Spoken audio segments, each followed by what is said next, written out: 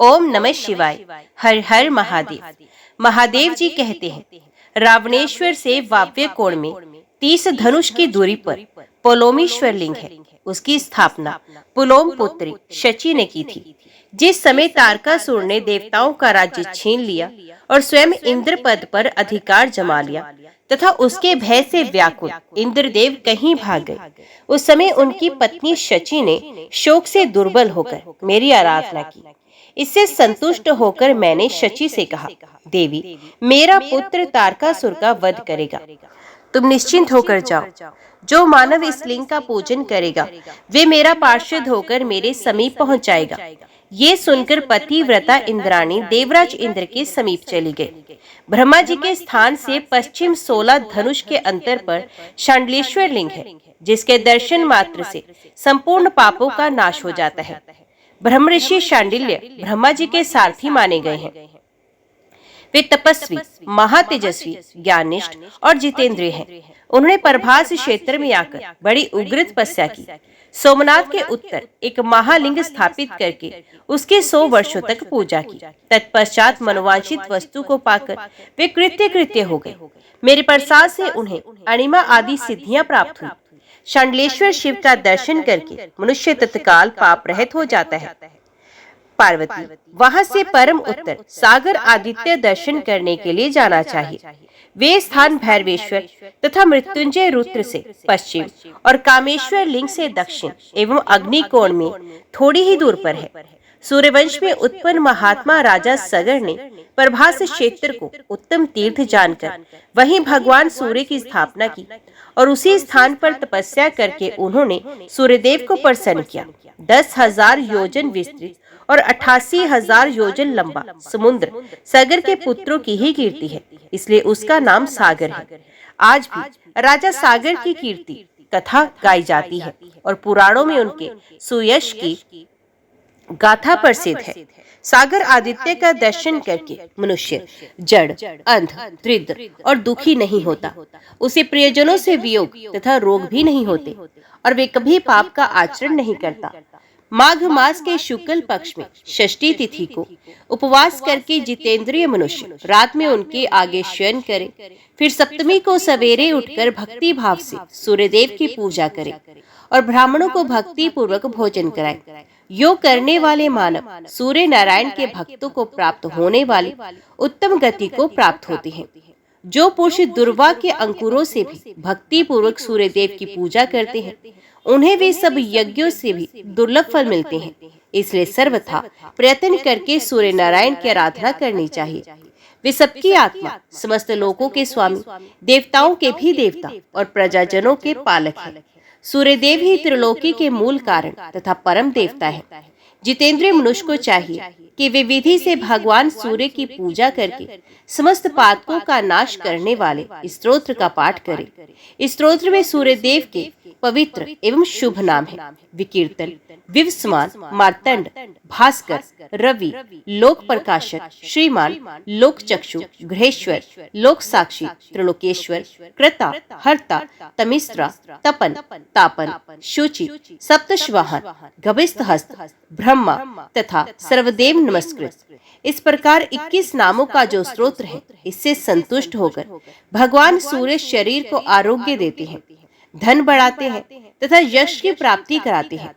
जो सूर्य उदय और सूर्यास्त दोनों संध्याओं के समय पवित्र होकर इससे सूर्यदेव की स्तुति करता है अथवा जो इसे सुनता और पढ़ता है, वे सब पापों से मुक्त हो जाता है और अंत में सूर्यलोक को प्राप्त होता है। सागर आदित्य से ईशान कोण में 50 धनुष के अंतर पर अक्षमालेश्वर लिंग है, जो दर्शन और स्पर्श करने से सब प्राणियों के पाप का नाश करता है। भादों में ऋषि पंचमी को अक्षमालेश्वर के समीप जाकर मनुष्य नरक के भय से मुक्त हो जाता है।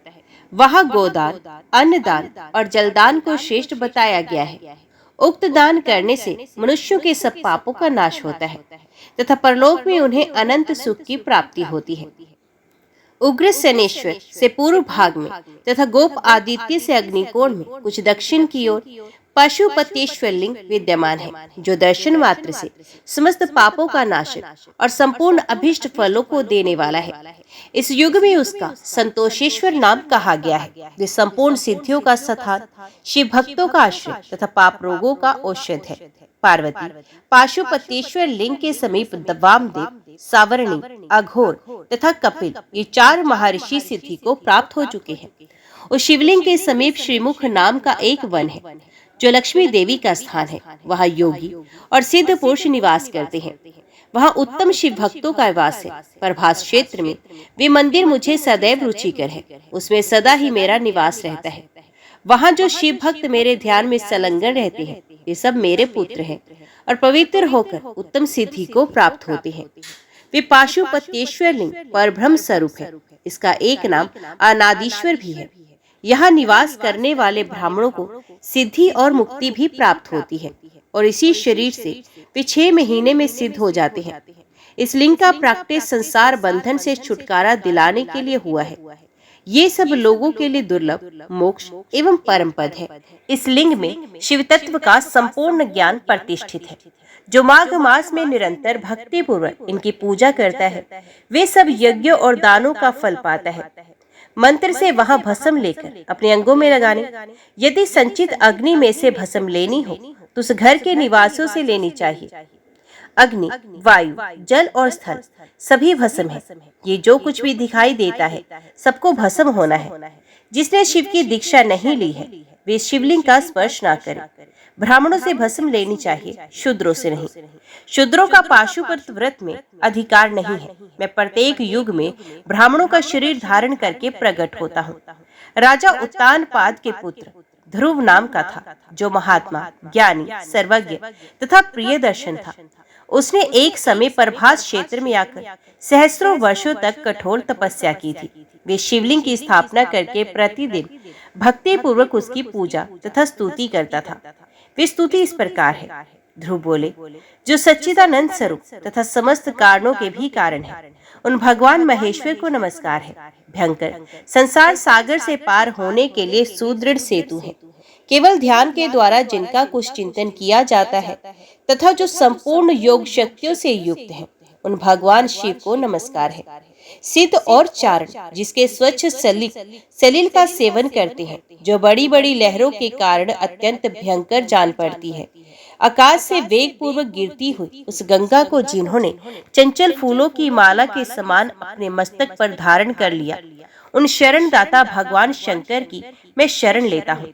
जिन्होंने दैत्य, दानव, विद्याधर तथा नाग गणों को भी, जो इस पृथ्वी पर फल मूल का आहार करते हुए तपस्या में संलग्न रह रहे हैं, अपने परम पद की प्राप्ति कराई है, उन शरण दाता भगवान शंकर की मैं शरण लेता हूँ।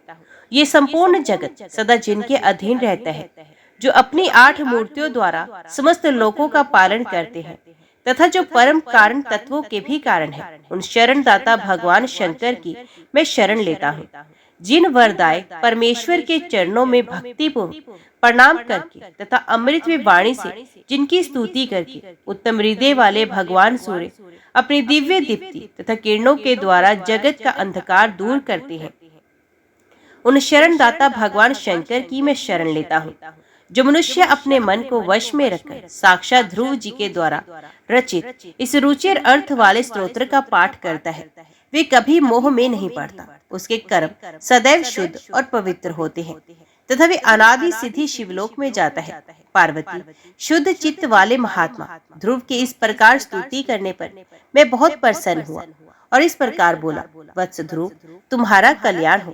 मैं तुमसे बहुत संतुष्ट हूँ। अब तुम परम शुद्ध हो गए हो। मैं तुम्हें दिव्य दृष्टि देता हूँ, तुम मुझे प्रत्यक्ष देखो। ध्रुव जी ने कहा, देव, यदि आप प्रसन्न हैं तो मुझे निर्मल भक्ति दीजिए और इस शिवलिंग में सदा निवास कीजिए। मैंने कहा, ध्रुव, तुमने जो मांगा है वे सब मैंने तुम्हें दे दिया। साथ ही तुम्हें वे ध्रुव स्थान भी दिया जिसे भगवान विष्णु का परम पद कहते हैं, जो श्रावण की अमावस्या तथा अश्विन की पूर्णिमा को ध्रुवेश्वर की पूजा करता है, वे अश्वमेध यज्ञ का फल पाता है। सोमेश्वर से ईशान कोण में थोड़ी ही दूर पर क्षेत्रपीठ की अधिष्ठात्री देवी वैष्णवी शक्ति है, जो सिद्ध लक्ष्मी के नाम से विख्यात है। ब्रह्मांड में ये पहला पीठ है। इस पीठ में निवास करने वाली भगवती महालक्ष्मी समस्त पापों का नाश करने वाली तथा संपूर्ण अभीष्ट फलों और शुभ को देने वाली है। जो मनुष्य श्री पंचमी के दिन गंध पुष्प आदि के द्वारा भक्ति पूर्वक इनकी पूजा करता है, उसे लक्ष्मी की प्राप्ति होती है। तृतीया, अष्टमी तथा चतुर्दशी को जो विधि पूर्वक लक्ष्मी देवी की पूजा करता है, उसके हाथ में सिद्धि आ जाती है। वहीं पाताल विवर से युक्त एक महापीठ है, जहां महाकाली देवी निवास करती हैं। वे सब दुखों की शांति तथा समस्त शत्रुओं का नाश करती हैं। कृष्ण पक्ष की अष्टमी को आधी रात में गंध पुष्प आदि उपचारों से विधि पूर्वक पूजा करने पर वे समस्त दुखों का निवारण करती हैं। जो स्त्री शुद्ध चित्त होकर 1 वर्ष तक प्रत्येक शुक्ल पक्ष की तृतीया को विधि पूर्वक देवी की पूजा करती हैं, वे 7 जन्मों तक शुद्धा, दुर्भाग्य और दीनता का कष्ट नहीं भोगती। ब्रह्मकुंड से उत्तर में थोड़ी ही दूर पर पुष्कर पर्वत का नदी है।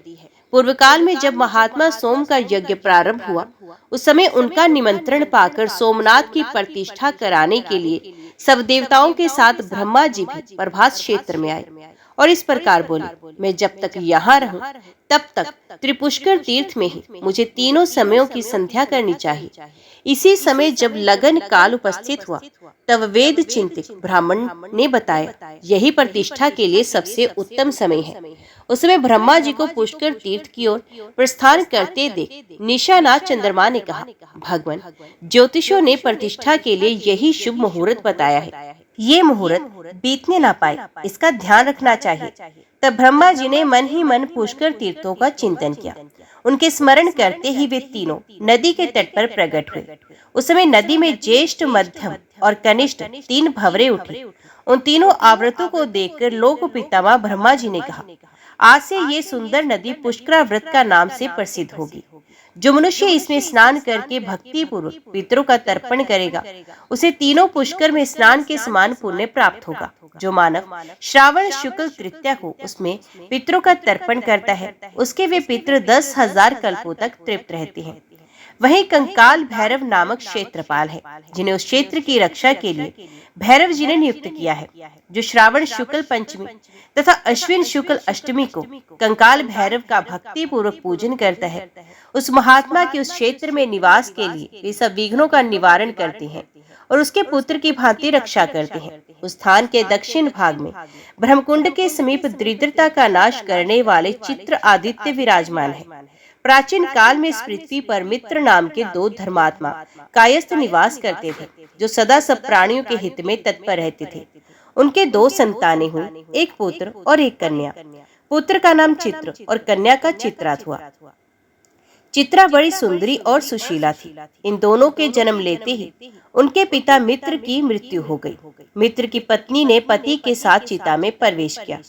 तदंतर इन दोनों अनाथ बालकों का ऋषियों ने पालन किया। वे महान वन में ही बड़े हुए और बचपन से ही व्रत परायण रहे। एक बार प्रभास क्षेत्र में आकर उन दोनों ने महादेव सूर्य की स्थापना की और वे बड़ी भारी तपस्या में संलग्न हो गए। धर्मात्मा चित्र ने धूप, माला, चंदन आदि उपचारों से सूर्यदेव का पूजन किया और वशिष्ठ जी के द्वारा बताए हुए 68 नामों द्वारा उनका स्तवन किया। चित्र बोले, जो आदि देव जगन्नाथ पाप नाशक तथा रोग निवारण करने वाले हैं, उन आकाश के स्वामी भगवान भास्कर को मैं सर से प्रणाम करके उनकी स्तुति करता हूँ। उनके सहस्रों नेत्रों, सहस्रों रश्मियां तथा सहस्रों किरण में आयुध है, जिनके नामों द्वारा उनका स्तवन किया जाता है। उन प्रातः काल गंगा सागर संगम पर निवास करने वाले मुंडीर स्वामी को मैं नमस्कार करता हूँ। मध्याह्न काल में यमुना तटव्रती भगवान कालप्रिय को, सूर्यास्त के समय चंद्रभागा नदी के तट पर विराजमान श्री मूल स्थान को मैं प्रणाम करता हूँ, जहाँ उपवास करके श्री सांब जी को स्वत सिद्धि प्राप्त हुई। काशी में लोहिताक्ष, गोभिलाक्ष में ब्रह्ममुख, प्रयाग में प्रतिष्ठान, महाद्युति में वृद्ध आदित्य, कोट्याक्ष में द्वादश आदित्य, चतुर्घट में गंगा आदित्य, नैमिषारण्य में गोलस्थ, भद्रपुट में भद्र, जया में विजयादित्य, प्रभास में स्वर्ण वेतस, कुरुक्षेत्र में सामंत, इलाव्रत में निमंत्र, महेंद्र में कर्म आदित्य, हिरण्य में सिद्धेश्वर, कौशंबी में पद्मबोध, ब्रह्म बाहु में दिवाकर, केदार में चंडकांति, नित्य में तिमराहपुर, गंगा मार्ग पर हरिद्वार, भूम पर दीपन पे आदित्य, सरस्वती तट पर हंस, पृथुकक में विश्वामित्र, उज्जैनी में नरदीप, सिद्धापुरी में अमित द्युति, कुंती कुमार में सूर्य, पंचनदी में विभा वसु, मथुरा में विमल आदित्य, संगिक में संज्ञादित्य, श्रीकंठ में मार्तंड, दशरान में दंडक, गोधन में गोपति, मरुस्थल में करणदेव, देवपुर में पुष्प, लोहित में केशवादित्य, वैदिश में शार्दुल, शौर में अरुणावासी, वर्धमान में सांबादित्य, कामरूप में शुभंकर, कन्याकुब्ज में मिहिर, पुण्यवर्धन में मंदार, गंधार में शोभनादित्य, लंका में अमरद्युति, चंपा में कर्णादित्य, परबोध में शुभदर्शी, द्वारवती में पार्वत्य, हिमवत में हिमापह, लोहिते में महातेज, अमलांग में धुर्जटी, रोहित में कुमार, पद्म में पद्म संभव, लाटा में धर्मादित्य, अर्बुद में स्थविर, कोवेरी में सुखप्रद, कोसल में गोपति, कोंकण में पद्मदेव, विंध्य पर्वत पर तापन, काश्मीर में त्वष्टा, चरित्र में रतन संभव, पुष्कर में हेमग्रभ, गभस्तिक में सूर्य, प्रकाश में मुज्जाल, तीर्थग्राम में प्रभाकर, काम्पिल्य में इलकादित्य, धनक्य में धन्यवासी, नर्मदा तट पर अनल तथा सर्वत्र गगन आदित्य नाम से प्रसिद्ध सूर्यदेव को मैं नमस्कार करता हूँ। ये भगवान भास्कर के 68 नाम हैं, जो मनुष्य प्रतिदिन प्रातःकाल उठकर पवित्र हो भक्तिभाव से इन नामों को पढ़ता अथवा सुनता है, वे सब पापों से मुक्त हो जाता है। शुद्ध चित्त वाले चित्र की इस प्रकार स्तुति करने पर भगवान सूर्य ने प्रसन्न होकर कहा, वत्स, तुम्हारा भला हो, तुम कोई वर मांगो। चित्र ने कहा, सब कार्यों में मेरी रुचि हो और मुझे कुशलता प्राप्त हो। एवं वस्तु कहकर भगवान सूर्य ने उनकी इच्छा का अनुमोदन किया। तब से चित्र सर्वार्थ कुशल हुए। धर्मराज को जब ये बात मालूम हुई तब उन्होंने सोचा, यदि ये मेरा लेखक हो जाता तो बड़ा अच्छा होता। एक दिन चित्र शार समुद्र के भीतर अग्नि तीर्थ में स्नान करने के लिए गए। उसमें प्रवेश करते ही यमदूत उन्हें शरीर सहित यमपुरी उठा ले गए। वहां वे चित्रगुप्त नाम से प्रसिद्ध हुए। चित्रगुप्त जी संपूर्ण विश्व की शुभाशुभ चरित्रों को लिखते रहते हैं, इसलिए उनके द्वारा स्थापित सूर्यदेव का नाम चित्र आदित्य हुआ। जो मनुष्य सप्तमी को उपवास करके उनकी पूजा करता है, उसे 7 जन्मों तक दरिद्रता और दुखों की प्राप्ति नहीं होती। वहां से लोमेश्वर जी के दर्शन करने के लिए जाए। वे स्थान दुख अंधकारिणी से पूर्व भाग में 7 धनुष की दूरी पर है। महर्षि लोमश ने उस लिंग की स्थापना की है। लोमशेश्वर के प्रसाद से ही लोमश जी दीर्घायु हुए। जो भक्ति भाव से उसकी पूजा करता है, वे दीर्घायु और सुखी होता है। उसके शरीर में रोग और घाव नहीं होते। लोमशेश्वर के पश्चिम भाग में 5 धनुष के अंतर पर तृणविंदेश्वर लिंग प्रतिष्ठित है। मुनीश्वर तृणविंदु एक मास पर कुश के अग्रभाग से एक बिंदु जल लेकर पीते और तपस्या करते थे। इस प्रकार अनेक वर्षों तक प्रभास क्षेत्र में मेरी आराधना करके वे परम सिद्धि को प्राप्त हो गए। वहां से परम उत्तम चित्रपथा नदी के समीप जाएं। वे ब्रह्मकुंड चित्र आदित्य के बीच में होकर बहती है।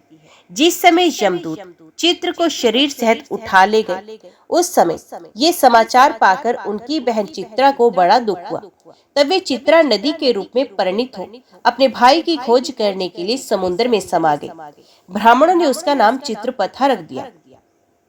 जो मनुष्य चित्रपथा में स्नान करके चित्र आदित्य का दर्शन करता है, वे सूर्यदेव के परम धाम में जाता है। कल युग में चित्रपथा नदी अंतर्ध्यान हो गई है।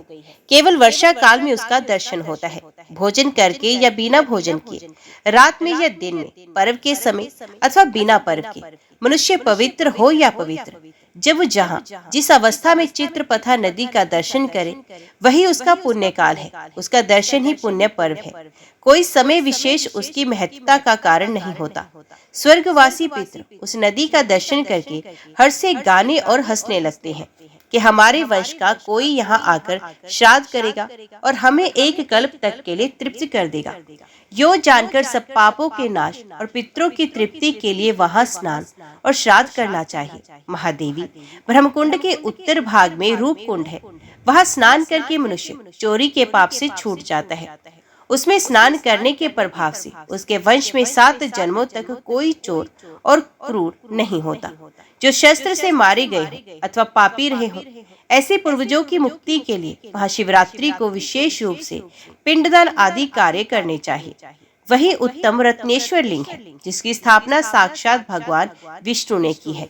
जो रतन कुंड में स्नान करके रत्नेश्वर की पूजा करता है, वे 7 जन्मों तक लक्ष्मीवान, बुद्धिमान तथा गाय बैल आदि पशुओं से संपन्न होता है। जो श्रवण नक्षत्र और द्वादशी के योग में विधिवत उपवास करके भक्ति पूर्वक उनकी पूजा करता है, वे वनवांछित फल को पा लेता है। पार्वती, वे स्थान मुझे विशेष प्रिय है।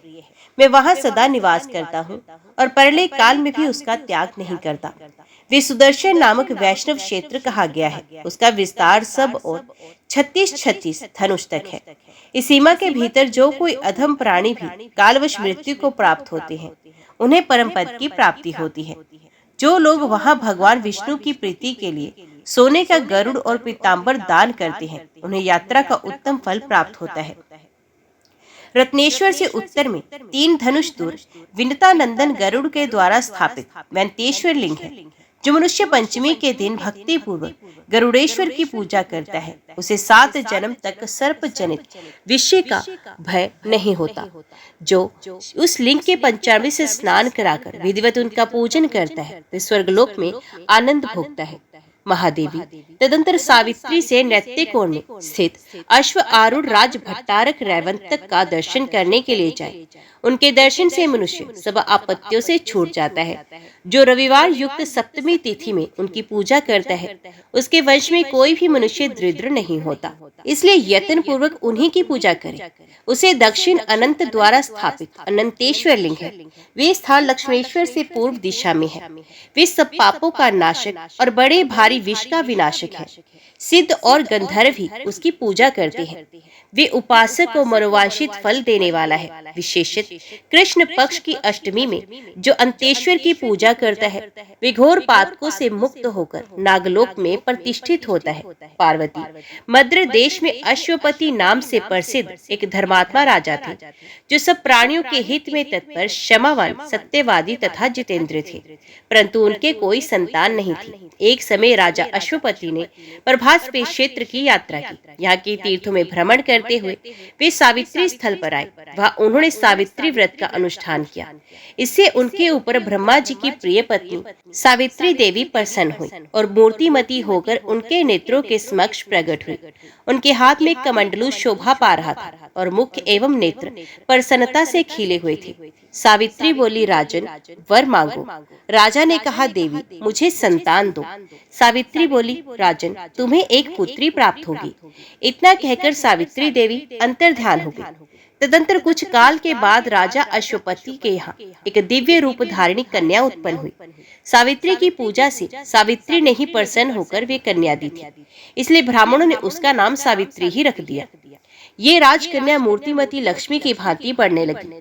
उसे देखकर लोग यही कहते थे कि ये कोई देव कन्या ही पृथ्वी पर उतर आई है। एक दिन उस देव रूपिणी कन्या को देखकर मंत्रियों से परामर्श करके राजा ने कहा, बेटी, तुम्हारे विवाह का समय आ पहुंचा है, परंतु अब तक तुम्हारा किसी ने वर्ण नहीं किया। मैं जब विचार करके देखता हूँ, तब यहाँ तुम्हारे योग्य कोई वर नहीं दिखाई देता। अतः देवता आदि के द्वारा मैं निंदनीय न हो, ऐसा कोई प्रयत्न करना आवश्यक है। मैंने धर्मशास्त्रों में ये बात सुनी है कि जो कन्या पिता के घर में विवाह संस्कार के पहले ही अपने को रजस्वला देखती है, उसके पिता को ब्रह्महत्या का पाप लगता है। अतः मैं तुम्हें बूढ़े मंत्रियों के साथ तीर्थ यात्रा के लिए भेजता हूँ। तुम स्वयं पति का वर्ण करो। जो आज्ञा कहकर सावित्री ने पिता की बात मान ली और यात्रा के लिए निकल गई। वे राज ऋषियों के सुंदर तपोवनों में गई। वृद्ध महर्षियों के चरणों में मस्तक झुकाया और समस्त आश्रमों एवं तीर्थों में घूम फिरकर पुनः घर पर लौट आई। वहां उसने अपने सामने आसन पर विराजमान देवऋषि नारद को देखा और प्रणाम करके पिता से कहा, शाश्वत देश में एक धर्मात्मा क्षत्रिय राज्य करते थे। उनका नाम दुष्टसेन था। वे दैववश अंधे हो गए। उनका सामंत रुक्मी पहले से ही उनसे वैर रखता था। उसने ये अवसर देखकर राज्य छीन लिया। राजा अपनी पत्नी के साथ वन में चले गए। उनकी पत्नी की गोद में एक छोटा सा बालक भी था। राजा का वे पुत्र वन में ही बड़ा हुआ है। वे परम धर्मात्मा है। उसका नाम सत्यवान है। सत्यवान ही मेरे मन के अनुरूप पति है। मैं उन्हीं को प्राप्त करना चाहती हूँ। नारद जी ने कहा, राजन, सावित्री अभी बच्ची है, तभी इसने गुणवान सत्यवान का वर्णन किया है। उसके पिता सत्य बोलते थे, उसकी माता सत्य भाषण करती है और स्वयं भी सत्य बोलता है। इसलिए मुनि ने उस राजकुमार का नाम सत्यवान रखा है। सत्यवान को अश्व घोड़े प्रिय हैं। ये मिट्टी के अश्व बनाया करता है और अश्व के ही चित्र भी बनाता है। अतः उसका दूसरा नाम चित्राश्व है। किंतु उसे स्वीकार करके सावित्री ने बहुत बड़ा कष्ट मोल ले लिया है। धूम्रसेन का वे पुत्र शिक्षा, दान और गुणों में देवताओं के समान है। उशीन राज शिबी के समान सत्यवादी और ब्राह्मण भक्त है। याति के समान उदार, चंद्रमा के समान सुंदर, अश्विनी कुमारों के समान रूपवान तथा अतिशय बलवान है। परंतु उसमें एक दोष है। आज से 1 वर्ष पूर्ण होने पर उसकी आयु समाप्त हो जाएगी और वे अपना शरीर त्याग देगा। नारद जी की ये बात सुनकर राजा ने कन्या से कहा, बेटी सावित्री, जाओ किसी दूसरे श्रेष्ठ पति का वर्ण करो। ये सत्यवान तो 1 ही वर्ष में शरीर त्याग देगा। सावित्री बोली, पिताजी, राजा लोग एक बार ही कोई बात कहते हैं। विद्वान पुरुष भी एक ही बोली बोलते हैं और कन्याओं का दान भी एक ही बार किया जाता है। ये तीनों बातें एक ही बार होती हैं। सत्यवान दीर्घायु हो या अल्पायु, गुणवान हो या गुणहीन, उन्हें एक बार मैंने वर्ण कर लिया, अब वे ही मेरे पति हो गए। अतः दूसरे किसी को वर्ण नहीं करूंगी। पहले मन से निश्चय करके ही वाणी द्वारा किसी बात को कहा जाता है और फिर उसे कार्य रूप में परिणित किया जाता है। मैंने भी यही किया है। इस विषय में मेरा मन ही प्रमाण है। नारद जी ने कहा, राजन, यदि सावित्री की यही इच्छा है तो आप भी इस संबंध को स्वीकार करें और शीघ्र ही उसे कर डालें। आपकी पुत्री के विवाह में कोई विघ्न नहीं पड़ना चाहिए। यूं कहकर नारद जी स्वर्ग को चले गए। राजा ने उत्तम मुहूर्त में वेदों के पारगामी ब्राह्मणों के द्वारा कन्या का सब वैवाहिक कार्य संपन्न कराया। सावित्री भी मनोवांछित पति को पाकर बहुत प्रसन्न हुई। इस प्रकार उस आश्रम में निवास करते हुए उन तीर्थों का कुछ समय व्यतीत हुआ। सावित्री दिन रात चिंतन करती थी। नारद जी ने जो बात कही थी वे सावित्री को भूलती नहीं थी।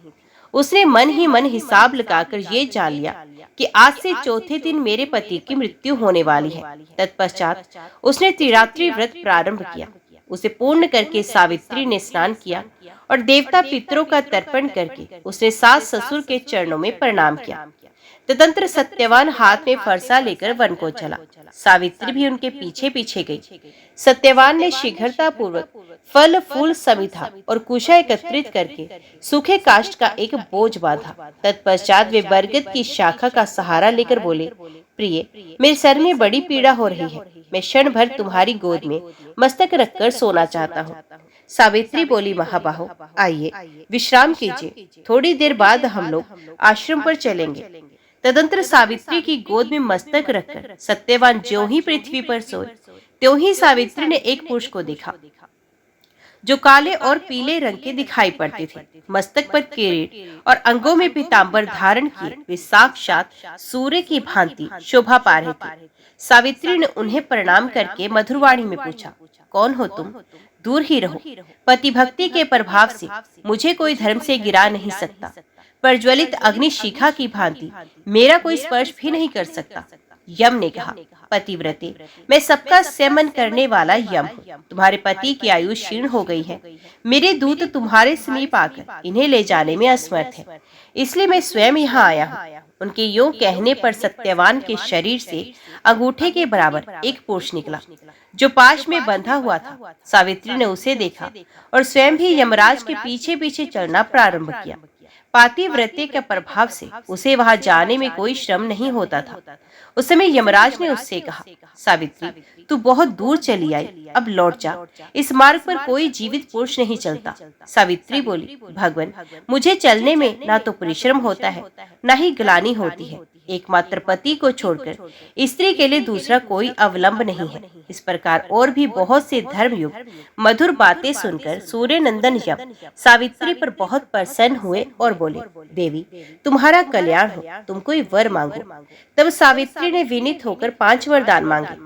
मेरे महात्मा श्वशुर को नेत्र प्राप्त हो, उनका खोया हुआ राज्य भी मिल जाए, मेरे पति जीवित हो, निरंतर उनके धर्म की वृद्धि हो तथा मेरे पुत्रहीन पिता को पुत्र की प्राप्ति हो। धर्मराज ने वरदान देकर उसे भेजा। पति को पाकर सावित्री का मन प्रसन्न हो गया। अब वे स्वच्छित होकर पति के साथ आश्रम पर गई। ज्येष्ठ की पूर्णिमा को उसने ये व्रत किया था, जिससे उसके सौभाग्य की रक्षा हुई। पार्वती ने पूछा, महेश्वर, सावित्री ने जिस व्रत का पालन किया वे कैसा है, बताने की कृपा करें। महादेव जी बोले, देवेश्वरी, पतिव्रता सावित्री ने जिस व्रत का पालन किया है उसका वर्णन करता हूँ, सुनो। ज्येष्ठ शुक्ल त्रयोदशी को दंत धावन पूर्वक स्नान करके त्रिरात्र उपवास का नियम ग्रहण करें। जो स्त्री त्रिरात्र करने में असमर्थ हो वे जितेंद्रिय होकर त्रयोदशी को नक्त व्रत, चतुर्दशी को अयाचित व्रत और पूर्णिमा को उपवास करें। प्रतिदिन तड़ाक किसी बड़ी नदी अथवा झरने में स्नान करें। यदि पांडुकूप में स्नान कर ले तो सब में स्नान करने का फल प्राप्त हो जाता है। पूर्णिमा को सरसों, मिट्टी और जल में स्नान करना चाहिए। एक पात्र में बालू भरकर अथवा जौ, चावल या तेल आदि धान्य भरकर उस पर 2 वस्त्रों से लपेटा हुआ बांस का पात्र रखें और उसमें सोने, चांदी अथवा मिट्टी की बनी हुई सावित्री देवी और ब्रह्मा जी की सर्वांग शोभित प्रतिमा स्थापित करें। फिर उन प्रतिमाओं पर 2 लाल वस्त्र चढ़ाएं और अपनी शक्ति के अनुसार उन दोनों विग्रहों की पूजा करें। चंदन, सुगंधित पुष्प, धूप, दीप, नैवेद्य, तरोई या लटजीरा के फूलों से, कुम्हड़ा और ककड़ी के फलों से नारियल, छुहारा, कैत, अनार, जामुन, नींबू, नारंगी, कंकोल, कटहल, जीरक, खांड, गुड़, लवण, चरभट तथा सप्तधान्य आदि वस्तुएं बांस के पात्रों में रखकर निवेदन करें। कंठसूत्र को सुंदर केसर और कुमकुम से रंगे। तत्पश्चात मंत्र उच्चारण पूर्वक पूजन करें। वीणा और पुस्तक धारण करने वाले सच्चिदानंदमयी माता सावित्री देवी, तुम्हें नमस्कार है। तुम मुझे सौभाग्य प्रदान करो। इस प्रकार पूजा प्रार्थना करके बहुत से स्त्री पुरुषों के साथ गाना बजाना करते हुए वहां जागरण करें। श्रेष्ठ ब्राह्मणों से सावित्री की कथा कहलाई। ब्रह्मा सावित्री का विवाह करे। सारी सामग्री वेदज्ञ ब्राह्मण को दान करे। जिसकी जीविका कठिनाई से चलती हो ऐसे निर्धन अग्निहोत्री ब्राह्मण को सावित्री की प्रतिमा दान करें। उस रात्रि में ब्राह्मण दंपतियों को निमंत्रित करके प्रातः काल वट वृक्ष के नीचे सावित्री की सम्मुख भोजन कराएं। वहां एक एक ब्राह्मण को भोजन कराना कोटि कोटि ब्राह्मण को भोजन कराने के समान पुण्यदायक कहा गया है। ब्राह्मण को भोजन कराते समय कड़वे तेल का बना हुआ सामान ना परोसे। स्त्री को खट्टा और खारा भोजन कभी नहीं देना चाहिए। 5 प्रकार के मधुर भोजन कराएं। दूध और घी में बने हुए पुए, अशोक वर्तिका, शुहारे के साथ बनी हुई पूरिका, घी और गुड़ से बना हुआ हलवा और मोदक। जो स्त्री ऐसा करती है वे धन धान्य और मनुष्यों से पूर्ण होती है। उसका वंश भरा पूरा रहता है। उसके कुल में कभी कोई स्त्री विधवा नहीं होती। अथवा यदि तीर्थ में भोजन की सुविधा ना हो तो घर लौटन पर भोजन कराएं, जिससे सावित्री देवी प्रसन्न हो। इसी प्रकार अपने घर पर आकर पितरों के लिए पिंडदान पूर्वक श्राद्ध भी करें। इससे पितृ संतुष्ट होते हैं। ऐसा ब्रह्मा जी का कथन है। अपने घर में श्राद्ध दान करने से तीर्थ की अपेक्षा भी 8 गुना पुण्य होता है, क्योंकि वहाँ नीच पुरुषों की दृष्टि नहीं पड़ती। पितरों का श्राद्ध एकांत एवं गुप्त होना चाहिए। नीच पुरुषों की दृष्टि से दूषित होने पर वे पितरों को नहीं प्राप्त होता। अतः प्रयत्न पूर्वक श्राद्ध को गुप्त रखकर ही करें, वही पितरों के लिए तृप्तिदायक होता है। पार्वती तदंतर शालकंटकटा देवी के समीप जाए। उनका स्थान सावित्री से दक्षिण तथा रेवंत से पूर्व दिशा में है। वे महान पाप पुंज तथा संपूर्ण दुखों का विनाश करने वाली हैं। सिद्ध और गंधर्व भी उनकी उपासना करते हैं।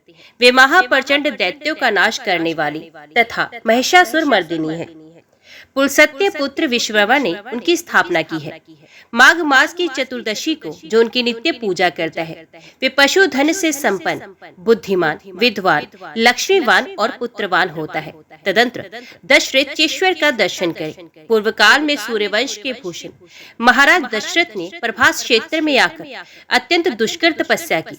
वहां पर एक शिवलिंग की स्थापना करके मुझे संतुष्ट किया और अत्यंत तेजस्वी पुत्र प्राप्त होने के लिए प्रार्थना की। की।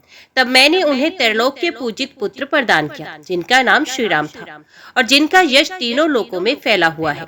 और आज भी त्रिभुवन के निवासी देवता, दैत्य, असुर तथा वाल्मीकि आदि महर्षि जिनकी कीर्ति कथा का गान करते हैं। उस शिवलिंग के प्रभाव से राजा दशरथ को महान यश प्राप्त हुआ था, जो कार्तिक मास में कार्तिक की पूर्णिमा को विधि पूर्वक धूप, दीप और पूजा आदि के द्वारा उपहारों से उस लिंग की पूजा करता है, यशस्वी होता है। उससे उत्तर कोण में थोड़ी ही दूरी पर भरतेश्वर लिंग है। भूतल में भरत नाम से प्रसिद्ध एक राजा हो गए हैं, जिनके नाम से लोक में इस देश को भारतवर्ष कहते हैं। उन्होंने मेरे विग्रह की स्थापना करके सहस्रों वर्षों तक यहाँ दुष्कर तपस्या की, जिससे संतुष्ट होकर मैंने उन्हें 8 पुत्र और एक शिवनी कन्या प्रदान की। इस प्रकार अभिष्ट मनोरथ पाकर राजा भरत कृत्य हुए और भारतवर्ष के 9 विभाग करके उन्होंने अपने पुत्रों और पुत्री को एक एक भाग बांट दिया। वे द्वीप उन पुत्रों के नाम से ही प्रसिद्ध हुए। इंद्रद्वीप, कुशेरु, ताम्रपर्ण, गभस्तमान, नागद्वीप, सौम्य, गंधर्व तथा वारुणी, ये 8 द्वीप हैं और ये कुमारी नाम से प्रसिद्ध एक 9वां द्वीप है। इनमें से 8 द्वीप जो उत्तर में स्थित है, समुद्र में डूब गए हैं, ग्राम और देश आदि के सहित सागर में विलीन हो गए। उनमें से ये कुमारी नामक द्वीप ही अवशेष है। ये बिंदु सर से लेकर समुद्र तक दक्षिण से उत्तर तक फैला हुआ है, जिसकी लंबाई 9000 योजन और चौड़ाई 1000 योजन है। जो इस लिंग का पूजन करता है, वे सब यज्ञों और दानों का फल पाता है। जो कार्तिक मास की पूर्णिमा को कृत्तिका नक्षत्र के योग में भरतेश्वर का दर्शन करता है, वे स्वप्न में भी भयंकर नरक को नहीं देखता। सावित्री के स्थान से पश्चिम दिशा में एक ही स्थान पर 4 शिवलिंग है। उनमें से 2 शिवलिंग तो पूर्व में है और 2 पश्चिम में। उन चारों के नाम इस प्रकार हैं: कुशकेश्वर, गर्गेश्वर, पौरेश्वर तथा मैत्रेश्वर। जो जितेंद्रिय मनुष्य भक्ति पूर्वक इन चारों लिंगों का दर्शन करता है, वे सब पातकों से मुक्त हो मेरे परम धाम को जाता है। वैशाख शुक्ल चतुर्दशी को वहाँ स्नान करके ब्राह्मणों की पूजा करे और उन्हें यथाशक्ति वस्त्र दे। सावित्री के पूर्व भाग में गड्ढे के भीतर कुंतीश्वर नाम से प्रसिद्ध एक शिवलिंग है। पूर्व काल में जब पांडव लोग तीर्थ यात्रा के प्रसंग से कुंती के साथ प्रभास क्षेत्र में आए थे, उस समय कुंती देवी ने वहां एक शिवलिंग स्थापित किया, जो समस्त पाप भय को दूर करने वाला है। जो मनुष्य कार्तिक की पूर्णिमा को विशेष रूप से कुंतीश्वर का पूजन करता है, वे समस्त कामनाओं से संपन्न हो शिवलोक में सम्मानित होता है। उस लिंग के दर्शन से मन, वाणी और क्रिया द्वारा किए हुए समस्त पाप नष्ट हो जाते हैं। पार्वती, वहां से अग्नि कोण में समस्त पातकों का नाश करने वाला पुण्य तीर्थ अर्घ स्थल है।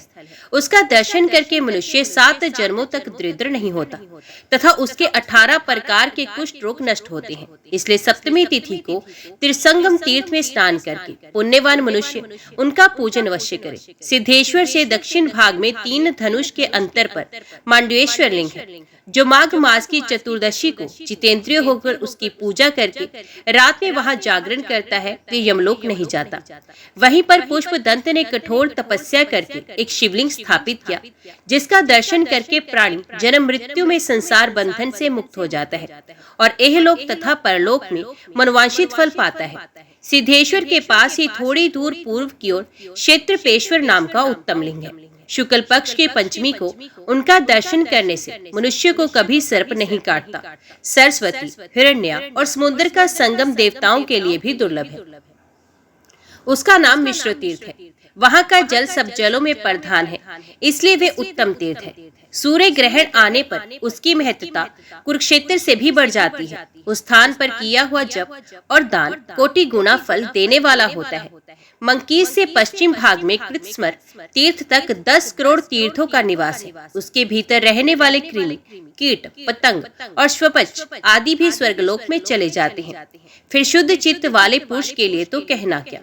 कृष्ण पक्ष की चतुर्दशी तिथि को वहाँ स्नान करके जो पितरों का तर्पण करता है, उसके पितर तब तक तृप्त रहते हैं जब तक आकाश में सूर्य, चंद्रमा और नक्षत्र प्रकाशित रहते हैं। देवी, ये त्रिसंगम तीर्थ बड़े बड़े पातकों का नाश नाश करने वाला है। त्रिसंगम के पास ही मंकीश्वर लिंग है। प्राचीन काल में तपस्या में श्रेष्ठ मंकी नाम के एक महर्षि हो गए हैं। उन्होंने मेरे विग्रह की स्थापना करके 10,000 से कुछ अधिक वर्षों तक यहाँ घोर तपस्या की। इससे संतुष्ट होकर मैंने उन्हें वरदान दिया। तभी से उस लिंग का नाम मंकीश्वर नाम हुआ। जो माघ मास की त्रयोदशी और चतुर्दशी तिथियों को पंच उपचार से मंकीश्वर का पूजन करता है, वे मनोवांछित फल को पाता है। पार्वती मंकीश्वर से नैतिक कोण में देव माता का स्थान है। वे गौरी रूप धारण करके वहां रहती है। सरस्वती देवी का ही नाम वहां देव माता है। उन्होंने बड़वानर से देवताओं की माता के समान रक्षा की, इसलिए उन्हें देव माता कहते हैं। जो पतिव्रता स्त्री अथवा पुरुष माघ मास की तृतीया को उनकी पूजा करते हैं, वे सब अभिष्ट फलों को प्राप्त करते हैं। जो वहां शर्करा युक्त खीर आदि से ब्राह्मण दंपत्ति को भोजन कराते हैं, वे 1,000 गौरी कन्याओं को भोजन देने का फल पाते हैं। नगर आदित्य से पूर्व दिशा में मित्रवन के भीतर जहाँ बलभद्र जी ने शरीर छोड़ा है, वे स्थान शेष स्थान कहलाता है। उसी को नाग स्थान भी कहते हैं। जो पुरुष त्रिसंगम तीर्थ में स्नान करके पंचमी को निराहार रहकर नागस्थान की पूजा करता है तथा श्राद्ध करके ब्राह्मण को यथाशक्ति दक्षिणा देता है, ये सब पापों से मुक्त होकर मेरे लोक में जाता है। नाग स्थान से पश्चिम दिशा में प्रभास पंचक नामक स्थान है, जो परम पुण्यमय आदि तीर्थ है। उसके पश्चिम भाग में प्रभास क्षेत्र है, उससे दक्षिण भाग में वृद्ध प्रभास है, उससे दक्षिण जल प्रभास है, उससे दक्षिण महाप्रभास है, तदंतर कृत स्वर प्रभास है, जहाँ शमशान भैरव है। जो मनुष्य भक्ति पूर्वक इन 5 प्रभासों का दर्शन करता है, वे जरा मृत्यु से रहित परम पद को पाता है। प्रभास तीनों लोकों में विख्यात आदि तीर्थ है। वे देवताओं के लिए भी दुर्लभ तथा महापातकों का नाशक है। प्रभास में अमावस्या को एक रात व्रत रखने वाला पुरुष सब पातकों से मुक्त शिवलोक में जाता है। पुष्कर में स्नान करने से 7 जन्मों का पाप नष्ट होता है। आदि प्रभास के आगे 3 धनुष की दूरी पर रुद्रेश्वर लिंग स्थित है, जहाँ मुझ रुद्र ने ध्यान लगाकर अपने तेज को स्थापित किया है। उसका दर्शन और पूजन करके मनुष्य सब वांछित फलों को पा लेता है। कृतस्मर से आगर मंकीश्वर तक महाशमशान है, जो पुनर्जन्म का निवारण करने वाला है। उस स्थान पर मरे हुए जीव के शरीर का दाह करना आवश्यक है। वे कर्मबीज के लिए ऊसर क्षेत्र कहा गया है। वे मुझे सदा अत्यंत प्रिय है। मैं कल्पांत में भी उसका त्याग नहीं करता। मेरे लिए वे अविमुक्त क्षेत्र भी से भी अधिक प्रिय है। सरस्वती का जल स्वतः पवित्र है, उसमें जहाँ कहीं भी स्नान किया जा सकता है। किंतु सरस्वती और समुद्र का संगम तो देवताओं के लिए भी दुर्लभ है। सब नदियों में सरस्वती नदी ही पुण्यदायिनी तथा समस्त लोगों को सुख देने वाली है। सरस्वती को पाकर स्वर्गलोक में पहुँचे हुए मनुष्य सदा के लिए शोक मुक्त हो जाते हैं। सरस्वती का पावन जल पुण्यात्मा पुरुषों को ही प्राप्त होता है। वैशाख के पूर्णिमा तथा चंद्र ग्रहण के अवसर पर तो वे तीनों लोगों के लिए दुर्लभ है। यदि सोमवती अमावस्या को वहाँ स्नान का सुयोग मिल जाए तो 100 कोटि पर्वों से क्या प्रयोजन है। मनुष्य की हड्डी जब तक सरस्वती के जल में रहती है, उतने ही सहस्त्र वर्षों तक वे मेरे लोक में सम्मानित होता है। जो समर्थ होकर भी प्रभास तीर्थ में सरस्वती का दर्शन नहीं करते, उन्हें जन्म के अंधों और पंगुओं के समान जानना चाहिए। वे देश, वे तीर्थ, वे आश्रम तथा वे पर्वत धन्य हैं, जिनके बीच से होकर सरिताओं में श्रेष्ठ सरस्वती नदी निकलती है। जो त्रिभुवन को पवित्र करने वाली पुण्यदायिनी सरस्वती की शरण ले चुके हैं, वे संसार रूपी कीचड़ की दुर्गंध फिर नहीं सूंघते। प्रभास तीर्थ में सरस्वती नदी स्वर्ग की सीढ़ी है। सरस्वती के दर्शन से मनुष्य राजस्व यज्ञ का फल पाता है। सरस्वती से बढ़कर दूसरा कोई तीर्थ ना हुआ है ना होगा। जहाँ सरस्वती का जल समुद्र की लहरों से व्याप्त रहता है, उस संगम में जो मनुष्य स्नान करेंगे वे प्रत्येक युग में ऐश्वर्यवान होंगे। जिन मनुष्यों का शरीर सरस्वती के जल से अभिषिक्त हुआ है, वे धन्य हैं, वे मुनि हैं, और उन्हीं का निर्मल यश सर्वत्र फैला हुआ है। ओम नमः शिवाय। हर हर महादेव। आज की वीडियो में इतना ही। उम्मीद करती हूँ वीडियो आपको पसंद आई होगी। वीडियो पसंद आई हो तो वीडियो को लाइक और चैनल को सब्सक्राइब जरूर कीजिएगा। ओम नमः शिवाय लिखकर कमेंट बॉक्स में अपनी हाजिरी और अपने सुझाव देना ना भूलेगा। तो मिलते हैं अगली कथा अगले अध्याय के साथ। तब तक के लिए देखते व सुनते रहिए। जय मां कंजर, जय माता दी।